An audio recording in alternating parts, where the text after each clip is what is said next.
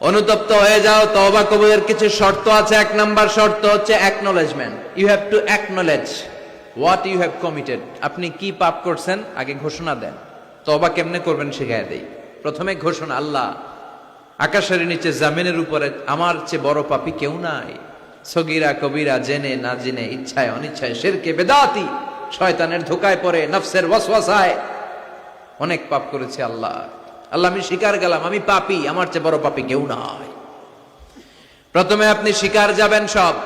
দুই নম্বরে রিপেন্টেন্স আর নাদামা, অনুতপ্ত হবেন, চোখের পানি ছাড়বেন, অনুতপ্ত হবেন, লজ্জিত হবেন। চোখের পানির দৃশ্য দেখে আল্লাহর বড্ড ভালো লাগে, সুবহানাল্লাহ পড়েন। তিন নম্বরে স্টপ, যেই পাপের জন্য তওবা করেছেন স্টপ, অনেক হয়েছে, আর না, থামেন, ওই পাপ কাজ বন্ধ করেন। তিন নম্বরে to hate what you have done, আপনি যেই পাপ করেছেন এটা মন থেকে ঘৃণা করেন, মন থেকে এটাকে ঘৃণা করতে হবে। পাঁচ নাম্বার হচ্ছে to determine that you never repeat this sin in your life again. আল্লাহর ওয়াদা দেন যে আল্লাহ পারতপক্ষে আমার জীবনে এই পাপ আর করব না। তার মানে প্রথমে আপনি স্বীকার গেলেন, দুই নম্বরে অনুতপ্ত হলেন, তিন নম্বরে পাপ কাজ বন্ধ করে দিলেন, চার নম্বরে পাপ কাজটা মনে প্রাণে ঘৃণা করলেন, পাঁচ নম্বরে আল্লাহর কাছে ওয়াদা দিলেন আল্লাহ আর পাপ করব না। এই পাঁচটা শর্তের আলোকে যদি আল্লাহর কাছে তওবা করেন, তওবা কবুল করবে কে? সাইয়েদনা আদম আলাইহিস সালাম ভুল করে নিষিদ্ধ গাছের ফল খেলেন জান্নাতে, আল্লাহ দুনিয়ায় পাঠালেন, সাইয়েদনা আদম কাঁদতে শুরু করলেন, কিন্তু আল্লাহ ক্ষমা করেন না। ফাতালাক্কা আদম মির রাব্বিহি কালিমাতিন ফাতাবা আলাইহি, এরপর আল্লাহ সাইয়েদনা আদমকে কিছু কালেমাত, কিছু বাক্য শিখিয়ে দিলেন আর বললেন, আদম এই কালেমাগুলো, এই বাক্যগুলো দিয়ে চেয়েছে আমার কাছে কাঁদো, আমি ক্ষমা করে দিব। সাইয়েদনা আদম আল্লাহর শেখানো বাক্যগুলো দিয়ে ক্ষমা চাইতে শুরু করলেন। রব্বানা যালামনা আনফুসানা ওয়া ইল্লাম তাগফির লানা ওয়া তারহামনা লানাকুনান্না মিনাল খাসিরিন। ও আল্লাহ, জুলুম করেছি, অন্যায় করেছি, পাপ করেছি, তুমি যদি মাফ না করো আমরা ক্ষতিগ্রস্ত হয়ে যাব। ঠিক কি না? অন্যায় হলেই এই দোয়াটা করার দরকার আছে না নাই? রব্বানা যালামনা সবার মুখস্থ আছে না? সব সময় আল্লাহর তওবার দরজা খোলা 24/7। অন্যায় হলেই আমরা এই দোয়াটা পড়ব, এই দোয়াটা করে আল্লাহর কাছে ক্ষমা চাইবো। ক্ষমা করে দিবে কে? শুধুমাত্র আমার প্রিয় ভাইয়েরা, দুইটা সময় তওবা কবুল হয় না, চিল্লায় বলেন কয়টা সময়? এক নম্বরে বাদাল গারগারা, মালাকুল মাউত যখন রূহ ধরে টান দেয়, মূর্ছ ব্যক্তির বড্ড কষ্ট হয়। গলা দিয়ে যখন রূহ বের হয়ে যায়, লোকটার গলায় গর গর গর গর গর গর শব্দ হয়, সে মালাকুল মাউতকে দেখে ফেলে। তখন আর তওবা করলে কবুল হবে?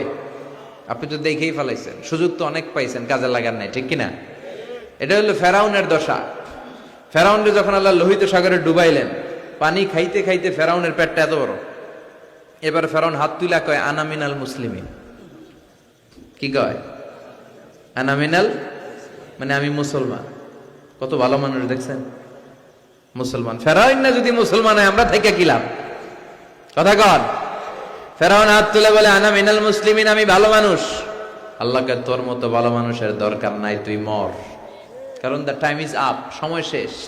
বাদাল গারগারা, তার সময় শেষ। মুসা আলাইহিস সালামের চাচাতো ভাইয়ের নাম ছিল কারুন, বিশাল সম্পদের মালিক আল্লাহ বানিয়েছে। আমি ফেরাউনের লাশও দেখে এসেছি সচক্ষে, আবার কারুনকে যে এলাকায় আল্লাহ জামিনে দাবিয়ে দিয়েছে, ফাখাসাফনা বিহি ওয়া বিদারিহিল আরদ, ওই এলাকাটাও ফায়ুম জেলা, কায়রো থেকে 100 কিলোমিটারের মতো দূরে এই ফায়ুম জেলায় তার সব সম্পদ আল্লাহ জামিনের ভেতরে দাবিয়ে দিয়েছে। মুসা আলাইহিস সালাম বললেন, কারুন তোর তো অনেক সম্পদ, তুই আল্লাহর রাস্তায় যাকাত দে। তুই আগে তোর হৃদয়টারে খোল, এরপরে তোর হাত খুলবে। আগে হাত খুল, তোর হৃদয় খুলবে, ঠিক কিনা? সে কয় না, আমি যাকাত দিব না, কারণ এগুলো আমার আল্লাহ দেয় নাই, এটা আমি নিজে কামাইছি।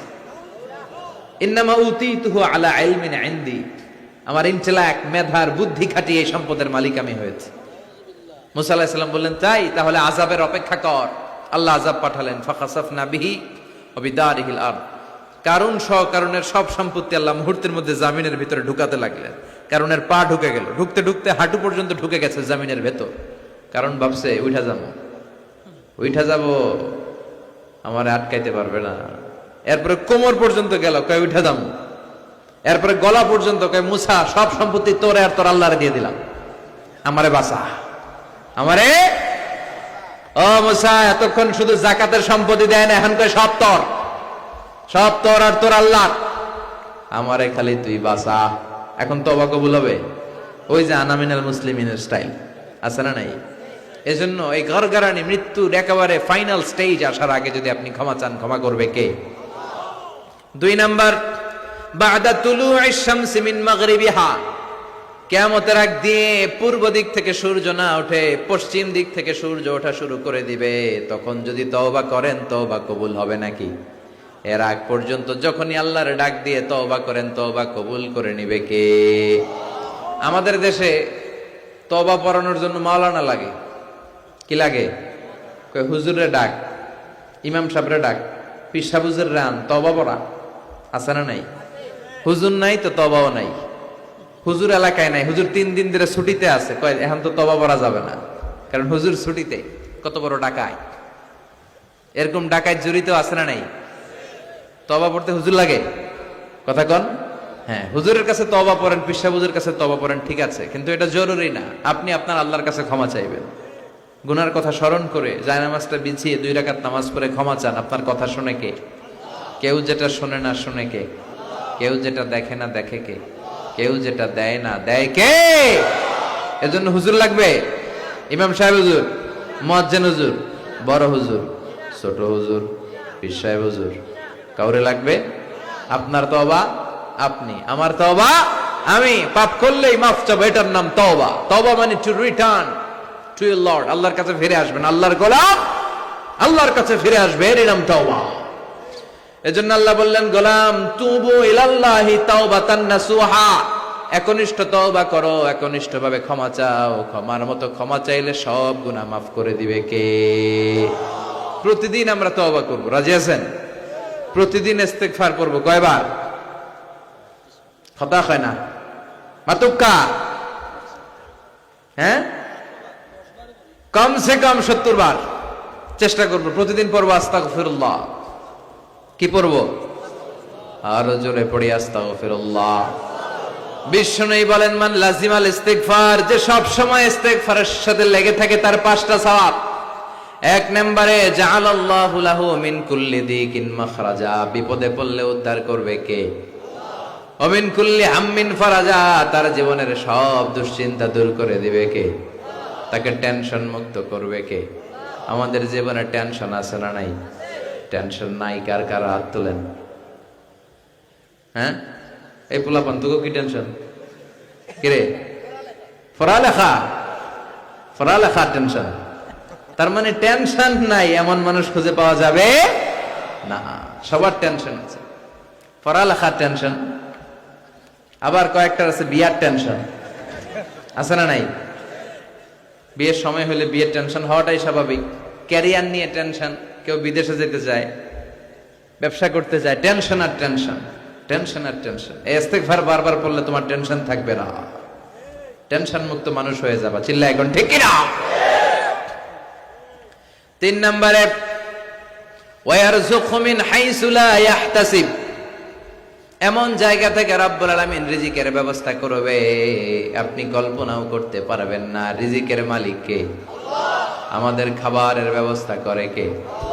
এই যে আমরা পানি খাই, পানির ব্যবস্থা করে কে?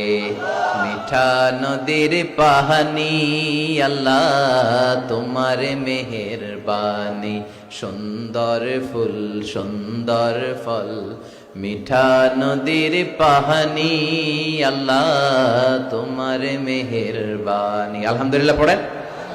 তার মানে সব সময় যে ব্যক্তিটা ইস্তেগফার পড়বে, তার জীবনে টেনশন থাকবে না, তার জীবনে কোনো বিপদ থাকবে না, তার সব সময় রিজিকের মালিক হয়ে যাবে কে?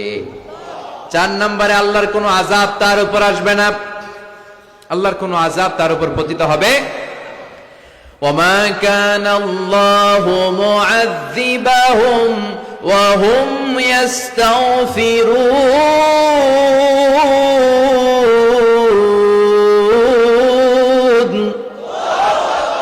যত যতক্ষণ আমার বান্দা আমার কাছে ক্ষমা চাইবে, ইস্তেগফার পড়বে, আমার কোনো আযাব তার উপর আসবে না, কোনো আযাব আসবে না। সব ধরনের আযাব থেকে আপনাকে মুক্ত রাখবে কে? 5 নম্বরে আপনারে মুস্তাজাবুদ দাওয়া বানিয়ে দিবে কে? মুস্তাজাবুদ দাওয়া মানে এমন ব্যক্তি, যে ব্যক্তি হাত তুলে দোয়া করতে দেরি হয়ে যায়, দোয়াটা কবুল হতে দেরি হয় না। এদিকে কেউ আছেন মুস্তাজাবুদ দাওয়া, যে হুজুর আমি যখনই হাত তুলে দোয়া করি তখনই আল্লাহ কবুল করে, থাকলেও হাত তুলেন না, এই গোপন জিনিস কাউরে জানায়েন না, ভেজালে পড়বেন, মুস্তাজাবুদ দাওয়া হয়ে যাবে। আজকে বলে রাখি, ইস্তেগফার সব সময় পড়লে কি হবেন? মুস্তাজাবুদ দাওয়া। আপনি দোয়া করা মাত্র কবুল করে নিবে কে? আপনারা ইমাম আহমদ ইবনে হাম্বলের নাম শুনেছেন? হাম্বলি মাযহাবের অনেক বড় আলেম, মুহাদ্দিসুদ্দাহর। ওনার বিখ্যাত হাদিসের গ্রন্থ মুসনাদ আহমদ ইবনে হাম্বল একক হাদিসের গ্রন্থ হিসেবে পৃথিবীর সবচাইতে বড় হাদিসের কিতাব। প্রায় 40,000-এর মতো হাদিসের কম্পাইলেশন আছে এখানে, সুবহানাল্লাহ পড়ে। এই মুহাদ্দিস ওনার শেষ জীবনে সব সময় হাদিস লেখা, হাদিস মুখস্থ, হাদিস সংগ্রহের কাজে ব্যয় করেছেন। লম্বা লম্বা সফর করতেন, দেশ থেকে দেশ, দেশান্তরে, এক দেশ থেকে আরেক দেশে তিনি সফরে যেতেন। ওনার সফরের ঘটনায় পাওয়া যায় উনি এক শীতের সিজনে হাদিস সংগ্রহের কাজে সফরে বেরিয়েছেন। প্রচন্ড শীত। উনি এক মসজিদে ঢুকে মাগরিবের নামাজ পড়লেন, এশার সালাত আদায় করলেন। এরপরে ভাবলেন বাইরে এত শীত, যাওয়ার তো জায়গা নাই, এক কাজ করি মসজিদেই ইবাদত করে আর হাদিস পড়ে পড়ে কাটাই, ফজরের সালাত জামাতে পড়ে তারপরে বেরোবো। উনি ব্যাগ থেকে কাঁথা বের করে হাদিসের কিতাব নিয়ে পড়তে লাগলেন। কিন্তু মসজিদের দারোয়ান এসে বলে, উখরুজ মিনাল মসজিদ ইয়া শেখ, এই বুড়া মসজিদ থেকে বেরো। চিনে নাই, উনি যে এত বড় আলেমে দ্বীন মুহাদ্দিস, চিনতে পারে নাই। ইমাম আহমদ ইবনে হাম্বল বললেন, বাবা বাইরে শীত, আমি কই যাব? আমি মুসাফির মানুষ, আমি এই মসজিদে ফজরের সালাতও পড়বো, জামাতে পড়ে তারপরে বেরোবো, রাতটা আমারে থাকতে দাও। মসজিদের দারোয়ান বলে, না মসজিদে থাকা যাবে না, বের হন। ভালো কথায় বের না হইলে ঘাড় ধাক্কা দিয়ে বের করে দেন। কি আর করা, উনি ব্যাগ নিয়ে বের হয়ে গেলেন। শীতে কাঁপছেন। হাঁটতে হাঁটতে হাঁটতে হাঁটতে বাইরে দেখলেন যে একটা বাজার, ওই বাজারে এক যুবক রুটি বানায়, সাজ রুটি বিক্রেতা যুবক। তিনি রুটি বিক্রেতার কাছে যে সালাম দিলেন, আসসালামু আলাইকুম। যুবক বলে, ওয়া আলাইকুম আসসালাম। আহমদ ইবনে হাম্বল বলল, বাবা আমি তোমার রুটির দোকানের পাশে বসে রাতটা কাটাতে চাই, আর তোমার এই চুলা থেকে আগুন পোহাতে চাই, যদি তুমি অনুমতি দাও। যুবক বলে, আহলান ওয়া সাহলান ওয়া মারহাবান বিক ইয়া শেখ, আসেন বসেন, কোনো সমস্যা নাই। আপনি চুলা থেকে আগুন পোহাবেন, এতে আমার ক্ষতি কি? আলহামদুলিল্লাহ পড়েন। আহমদ ইবনে হাম্বল খুশি হয়ে গেলেন। উনি বসলেন, উনি তাপ নিচ্ছেন, আগুন পোহাচ্ছেন, আর দেখতে পাচ্ছেন যুবকটা বারবার পড়ছে আস্তাগফিরুল্লাহ। যুবকটা বারবার কি পড়ছে? আস্তাগফিরুল্লাহ। রুটি বানায় আর পড়ে আস্তাগফিরুল্লাহ। রুটি চুলায় দেয়, পড়ে আস্তাগফিরুল্লাহ। কেউ রুটি কিনতে আসলে তার কাছে রুটি তুলে দেয়, পড়ে আস্তাগফিরুল্লাহ। টাকা নিয়ে ক্যাশ বক্সে ঢুকায়, আর কি পড়ে? আবার রুটি বানাতে শুরু করে, আর কি পড়ে? ইমাম আহমদ ইবনে হাম্বল তার এই দৃশ্যটা দেখে অবাক হলেন। তিনি প্রশ্ন করলেন, যুবক, মা লাকা ইয়া শাব দাইমান তাকরাউনা আস্তাগফিরুল্লাহ। হে যুবক, কি হলো তোমার? আসার পর থেকেই দেখতেছিস তুমি খালি পড়ো আস্তাগফিরুল্লাহ, খালি পড়ো আস্তাগফিরুল্লাহ, কেন? যুবক বলে, এই ইবাদত করে, এই ইস্তেগফারের সাথে সব সময় লেগে থাকার কারণে আমি অনেক কিছু পেয়েছি। কি পেয়েছো? সে বলতে শুরু করলো, আমি মুস্তাজাবুদ দাওয়া হয়ে গিয়েছি। মুস্তাজাবুদ দাওয়া মানে এমন লোক, যে লোক দোয়া করতে দেরি, ওই দোয়াটা কবুল হতে দেরি হয় না। ইমাম আহমদ ইবনে হাম্বল অবাক হলেন। ফাতাআজ্জাবা আহমদ ইবনে হাম্বল ওয়া ক্বাল, আনতা মুস্তাজাবুদ দাওয়া। অবাক হলেন আর বললেন, বলো কি, তুমি মুস্তাজাবুদ দাওয়া? তুমি জীবনে যা দোয়া করেছো সব কবুল হয়েছে? যুবক বলে, হ্যাঁ, আমি জীবনে যত দোয়া করেছি সব দোয়া কবুল হয়েছে, একটা দোয়া ছাড়া। শুধু একটা দোয়া কবুল হয় না, বাকি সব দোয়া চাওয়া মাত্রই কবুল করে নিয়েছে কে? এবার আহমদ ইবনে হাম্বলের কিউরিসিটি আরো বেড়ে গেল। আহমদ ইবনে হাম্বল বললেন, বলো কি, সব দোয়া কবুল, আবার একটা দোয়া কবুল হয় নাই, এটা কোন দোয়া রে বাবা? এবার যুবক বলতে শুরু করলো, আমি আল্লাহর কাছে খুব চেয়েছি যে আল্লাহ, শুনেছি এই জামানার সবচেয়ে বড় মুহাদ্দিসের নাম নাকি আহমদ ইবনে হাম্বল। আল্লাহ, আমি মরার আগে ওনার সাথে একবার দেখা করে মরতে চাই। আমি ওনার হাতে হাত রেখে ওনার কাছে বায়াত হতে চাই, ওনার সাথে মুসাফা করতে চাই, আর ওনার কপালে একটা চুমু দিতে চাই। এই কথা শুনে ইমাম আহমদ ইবনে হাম্বল আর ধৈর্য ধারণ করতে পারলেন না, চোখের পানি ছেড়ে দিলেন। বললেন, যুবক, তোমার এই দোয়াটাও আল্লাহর কাছে কবুল হয়েছে, এই দোয়াটাও কবুল হয়েছে। আনা আহমদ ইবনে হাম্বল, আমি আহমদ ইবনে হাম্বল, মুহাদ্দিসুদ দাহর, এই জামানার সবচাইতে বড় মুহাদ্দিস। আমার সাথে দেখা করার জন্য আমার দরবারে তোমার যাওয়ার দরকার নেই, আমাকে আল্লাহ তোমার দরবারে নিয়ে এসেছে। এজন্য বারবার বারবার সব সময় যদি ইস্তেগফারের সাথে আপনি লেগে থাকেন, আপনারে মুস্তাজাবুদ দাওয়া বানিয়ে দিবে কে? আমি অনেক জায়গায় ইস্তেগফার নিয়ে বয়ান করেছি। এবছর সিলেটে আপনাদের এই প্রোগ্রামে আসার সময় আমি যখন ঢাকা এয়ারপোর্টে, অনেক যুবকরা দৌড়ে এসেছে, হুজুর আপনি মিজানুর রহমান আজহারি না? আমি বলি, হ্যাঁ আমি মিজানুর রহমান আজহারি। বলে, হুজুর আপনার আলোচনা শুনে আমার জীবনে অনেক পরিবর্তন হয়েছে। আর হুজুর আরেকটা কথা, এখন কিন্তু আমি অবসর সময় পাইলে খালি করি আস্তাগফিরুল্লাহ। আমার এসে বলতে শুরু করলো, একজন না এরকম কয়েকজন এসে বলতেছে, হুজুর আমি কিন্তু সব সময় সুযোগ পেলে আস্তাগফিরুল্লাহ পড়ি, সুযোগ পেলে অবসরে ইস্তেগফার পড়ি। ও যুবক, ইস্তেগফার করে তুমিও মুস্তাজাবুদ দাওয়া হতে পারো, অবসর সময়টাকে কাজে লাগাও। গাড়ির জন্য বসে আছি, বাজারের ব্যাগ হাতে নিয়ে যাচ্ছি, অবসর সময় ঘুম আসে না, কি পড়বো? প্রাণ ভরে মন ভরে পড়েন তো আস্তাগফিরুল্লাহ, আবার পড়েন আস্তাগফিরুল্লাহ, আরো জোরে আওয়াজ করে পড়েন আস্তাগফিরুল্লাহ। ইস্তেগফার পড়ার অনেকগুলো পদ্ধতি আছে, সবচেয়ে ছোট ইস্তেগফার হচ্ছে এটা, আস্তাগফিরুল্লাহ। এছাড়া আপনি পড়তে পারেন আস্তাগফিরুল্লাহ আল্লাযী লা ইলাহা ইল্লা হুয়াল হাইয়ুল কাইয়্যুম ওয়া আতুবু ইলাইহি। এই ইস্তেগফারটা যদি কেউ পড়ে, জিহাদের ময়দান থেকে ফিরে আসা কবিরা গুনাহ, আল্লাহ বলে জিহাদের ময়দান থেকে ফিরে এসে কবিরা গুনাহ করেছে, এই লোক যদি এই দোয়া পড়ে তার গুনাহ মাফ করে দিবে কে? আবার সাইয়েদনা আবু বকর বললেন, ইয়া রাসূলুল্লাহ আল্লিমনি দুআআন আদউ বিহি ফি সালাতি, এমন একটা দোয়া, এমন একটা ইস্তেগফার আপনি আমারে শিক্ষা দেন যেই দোয়াটা আমি নামাজে সালাম ফেরানোর আগে পড়ব। বিশ্বনবী বললেন, তুমি পড়ো, আল্লাহুম্মা ইন্নী যালামতু নাফসি যুলমান কাসীরান ওয়া লা ইয়াগফিরুয যুনুবা ইল্লা আনতা ফাগফিরলি মাগফিরাতাম মিন ইনদিক ইন্নাকা আনতাল গফুরুর রহিম। সুবহানাল্লাহ পড়েন। এটাও কিন্তু একটা ইস্তেগফার, জানেন? এটাও ইস্তেগফার। যেখানেই ক্ষমা চাওয়ার ঘটনা আছে, যেখানে ক্ষমা চাওয়া আছে, ওইটারে ইস্তেগফার হিসেবে কবুল করে নেয় কে? তার মানে এটাও একটা ইস্তেগফার। এইখানে আপনি পড়েন, আল্লাহুম্মা ইন্নী যালামতু নাফসি, আল্লাহ আমি অনেক জুলুম করেছি, যুলমান কাসীরা, এত বেশি জুলুম যার কোনো সীমা নাই, ওয়ালা ইয়াগফিরুয যুনুবা ইল্লা আনতা, আপনি ছাড়া আমার পাপগুলো মাফ করে দেয়ার কেউ নাই। ফাগফিরলি মাগফিরাতাম মিন ইনদিক, নিজ গুণে আমারে ক্ষমা করে দেন। ইন্নাকা আনতাল গফুরুর রহিম, আপনি ক্ষমাশীল, আপনি মেহেরবান। ঠিক কি না? এটারে আমরা বাংলাদেশে কি বলি? দোয়ায়ে মাসুরা। কি বলি? এটা যেমনি দোয়ায়ে মাসুরা, আবার এটা একটা ইস্তেগফার। এজন্য ক্ষমা চাইতে চাইলে এটাও পড়বে। আর এই সব ইস্তেগফারের মধ্যে শ্রেষ্ঠ ইস্তেগফারের নাম সাইয়্যিদুল ইস্তেগফার। যত ইস্তেগফার হতে পারে, বুখারীর বর্ণনা, এর মধ্যে সবচেয়ে শ্রেষ্ঠ ইস্তেগফারের নাম, কথা বলেন, মুখস্থ আছে? কার কার আছে দেখি? হাত তুলুক্কা, তুলুক্কা, তুলুক্কা। অল্প কয়েকজনের আছে। কইলে মনে হইব, কইলে মনে হইব তার। তো এটা হচ্ছে সর্বশ্রেষ্ঠ ইস্তেগফার। এই ইস্তেগফারটা কেউ যদি রাতে পড়ে, ওই রাতে মৃত্যু হলে সে জান্নাতি। এই ইস্তেগফারটা যদি কেউ দিনে পড়ে, ওই দিনে মৃত্যু হলে সে জান্নাতি।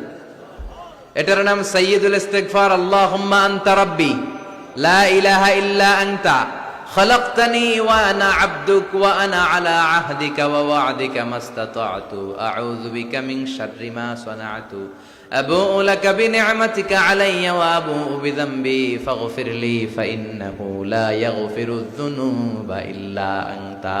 সুবহানাল্লাহ পড়েন। এটা মুখস্থ করতে রাজি আছেন?